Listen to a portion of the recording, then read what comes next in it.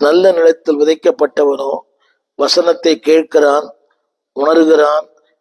அதுல போட்டிருக்குது 100ஆக, 60ஆக, 30ஆக ரிவர்ஸ்ல போகுது. அது அன்பானே கிராஜுவலி ஒரே நாள்ல நீங்க அந்த யோசுவா சந்தையை மாற முடியாது. கொஞ்சம் கொஞ்சமா 30, 60, 100ஆக இந்த நாளிலே தேவன் உங்களுக்கு இப்படிப்பட்ட கிருபைகளை தருவாராக. அடுத்த குறிப்பு என்னவென்றால், அன்பானே இன்னைக்கு அநேகர் அந்த யோர்தானை கடப்பதற்கு விருப்பம் இல்லை. இது கடினமானது, இது இது முடியாது. எல்லாருமே they want to give up. இல்லை அன்பால உங்களால் முடியும்.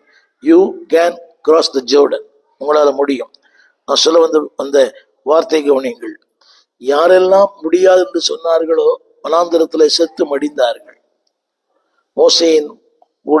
மோசேயின் அந்த ஊழியத்துல அநேகர் அவிசுவாசம் சொன்னாங்க, இது முடியாது, இது முடியாது, இது முடியாது, இது முடியாது. முடிவு என்ன? வனாந்திரத்துல செத்து மடிந்தார். என்னை கேட்டுக்கொண்டிருக்கிற அன்பு தேவ பிள்ளைகளே, இவ்வனாந்திரத்துல செத்து மடிவதற்காக தேவன் அழைக்கவில்லை.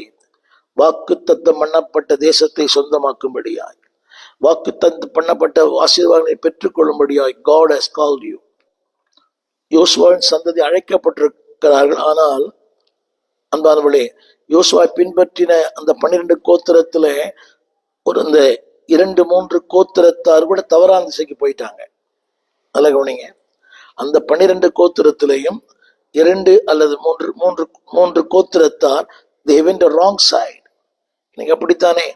ஒரு காலத்துல பக்தி, ஒரு காலத்துல அர்ப்பணம், ஒரு காலத்துல உடையில அர்ப்பணம், தோற்றத்தில் அர்ப்பணம், வாழ்க்கையில் அர்ப்பணம், இன்னைக்கு எல்லாமே மாறி போச்சு. they have been diverted. வசதிகள், வாய்ப்புகள், பணம், உலகத்தினுடைய நட்பு, இன்றைக்கு விடுகிற புதிய புதிய சத்தியங்கள், புதிய புதிய கருத்துக்கள், புதிய புதிய போதகங்கள். Don't be diverted. திரும்ப சொல்லுகிறேன், யோசுவாவை பின்பற்றினவர்கள் தான், ஆனால் they have been diverted. ஏதோ ஒரு காரணங்கள், அது வறுமையா இருக்கலாம், செழிப்பா இருக்கலாம். இன்னைக்கு பாருங்க, இந்த வறுமையில் இருந்த பக்தி இன்றைக்கு செழிப்பில் இல்லை. ஒரு காலத்துல வறுமையில் அதிக பக்தி, இன்றைக்கு செழிப்பு, வசதி, வாய்ப்புகள், உயர்வு. இன்றைக்கு வசதிகள் பெருக பெருக ஜபம் குறைகிறது. அன்றைக்கு அதிகப்படியான தேவை, அதிகப்படியான ஜபம். இன்றைக்கு குறைவான தேவை, குறைவான ஜபம். வேண்டாம். Don't be diverted by people. Don't be diverted by circumstances.